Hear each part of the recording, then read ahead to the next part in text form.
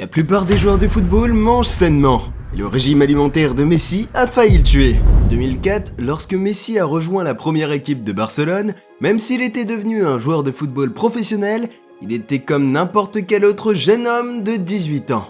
Manger sain et équilibré était la dernière chose à quoi il pensait. Il mangeait des pizzas, des chocolats, des biscuits, etc. Messi était complètement accro à la malbouffe. Et au fil des années, son régime alimentaire n'a fait qu'empirer. Selon des rumeurs, si quelqu'un mettait des fruits, des légumes ou de la salade dans l'assiette de Messi, il se barrait carrément de la salle. Et après une séance d'entraînement ou un match, au lieu de manger quelque chose de nutritif par exemple, boire une boisson protéinée ou des barres protéinées, non, Messi préférait les fast-foods, et pire encore, avec du Coca-Cola. Les choses devenaient de plus en plus graves, car Messi ne pouvait pas passer une seule journée sans soda. Et le plus fou, c'est qu'il était quand même le meilleur joueur du monde. Son entourage et ses entraîneurs ne pouvaient en fait rien dire. Mais qu'est-ce qu'ils vont dire alors ? Le mec, malgré tout ça, il marquait 2-3 buts chaque match. Alors tout le monde le laissait faire, jusqu'à ce que soudainement, cela devienne un sérieux problème.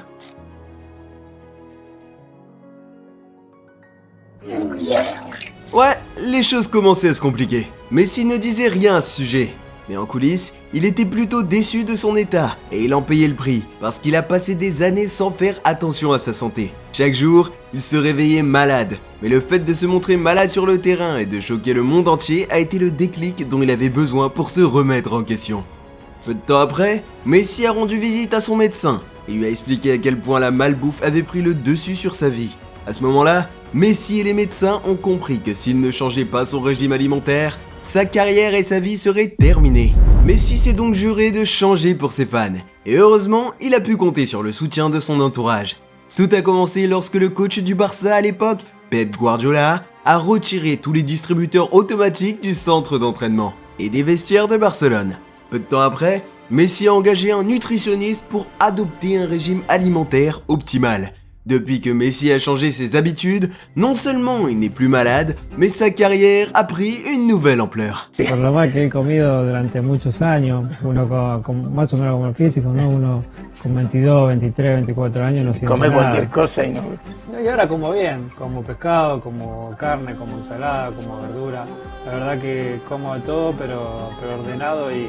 Ah là là, heureusement que Messi a pu rapidement se débarrasser de cette mauvaise habitude.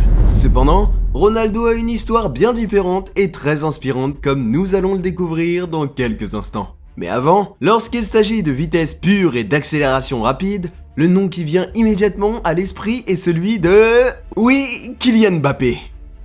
Imagine que le corps de Mbappé soit propulsé non seulement par ses talents athlétiques, mais aussi par un régime alimentaire parfaitement élaboré. Un peu comme une Ferrari qui roulerait au carburant premium. Ce rapide monstre français ne se contente pas seulement de son talent naturel, son alimentation est aussi soignée que son talent. Comme Ronaldo, Mbappé prend 6 repas sains par jour, avec peu de place pour la triche. Il est difficile de résister à un cheat day, mais maintenir ce niveau de discipline alimentaire est crucial pour atteindre les meilleures performances physiques. Sa journée commence par des œufs durs avec un avocat et se termine le soir par un poulet accompagné de riz complet, afin de maintenir un équilibre idéal de protéines et de glucides. Malgré ses habitudes alimentaires disciplinées, Mbappé n'hésite pas à se laisser tenter parfois par les pâtes, ce qui montre que même les athlètes de haut niveau peuvent se régaler des fois. Après les matchs, il préfère s'en tenir à des boissons protéinées et à des fruits frais plutôt que de manger une pizza pour fêter une victoire. Mais comme j'ai dit, même les footballeurs professionnels peuvent des fois se laisser tenter. De temps en temps, Mbappé profite de son plat préféré, les pâtes au saumon. Et il adore aussi la pasta carbonara. Et il dit qu'il adore ce plat et qu'il le commande souvent, lorsqu'il est au restaurant. Donc quand tu vois Mbappé accélérer sur un terrain, rappelle-toi que pour atteindre une telle performance, il te faut des barres protéinées et des pâtes au saumon. Mais pour atteindre la performance physique du prochain joueur, les barres protéinées et les pâtes au saumon ne seront pas suffisantes malheureusement. Le régime de Sergio Ramos risque de changer votre vie. Tout a commencé en 2003. À l'époque, Ramos était un jeune homme de 17 ans, timide et très maigre lorsqu'il a commencé sa carrière de footballeur professionnel. Personne ne s'attendait donc à ce qu'il devienne rapidement une grande star. Même pas lui. À partir de ce moment-là, même s'il pensait ne pas pouvoir vivre sans eux, Il a sacrifié tous ses Big Mac tard les soirs pour pouvoir faire des big biceps plus tôt. Pendant les 15 années qui ont suivi, il n'a eu qu'un seul objectif en tête, s'améliorer tous les ans. C'est ainsi qu'il a complètement transformé son corps et qu'il est passé du plus maigre de l'équipe à l'un des athlètes les plus costauds et athlétiques au monde. Et tout cela grâce à une formule secrète. En 2020, lorsque le monde entier s'est enfermé, Ramos a fait le plus grand changement de sa vie. Et tout le monde se demandait comment il a pu passer de ça à ça. Et ce qu'il faisait ? Vous savez, non. Il l'a fait de façon naturelle. En fait, il fallait que Ramos fasse encore plus d'efforts et fasse ses courses lui-même.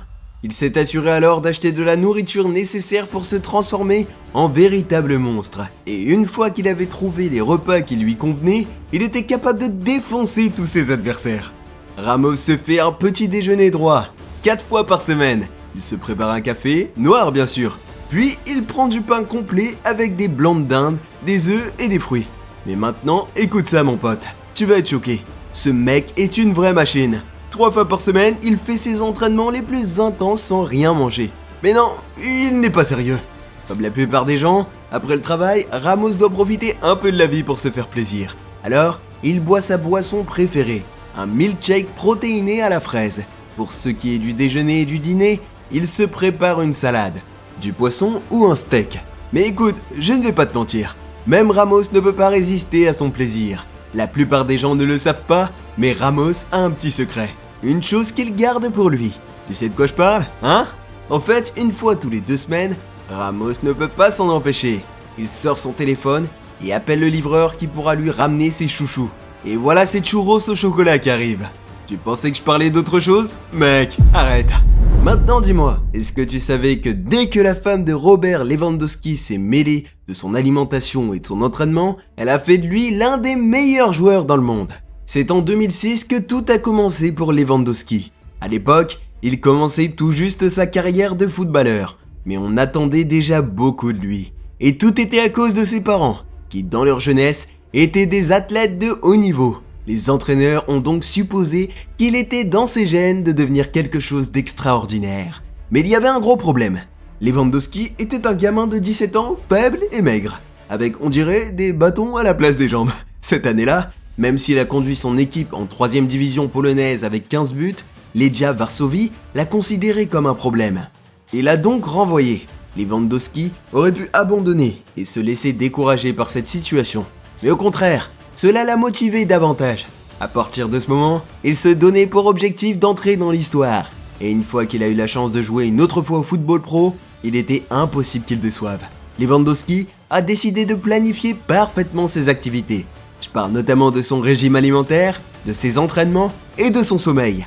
Alors quand il est arrivé au top niveau de football avec une moyenne de 20 buts par saison, il n'y avait aucune chance que ce soit une coïncidence.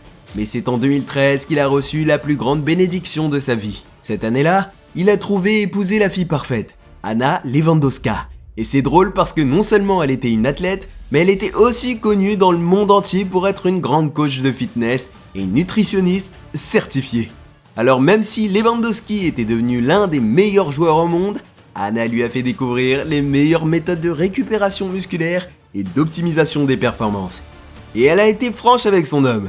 S'il voulait devenir une légende, il devait renoncer à la Corona qu'il buvait de temps en temps avec les copains.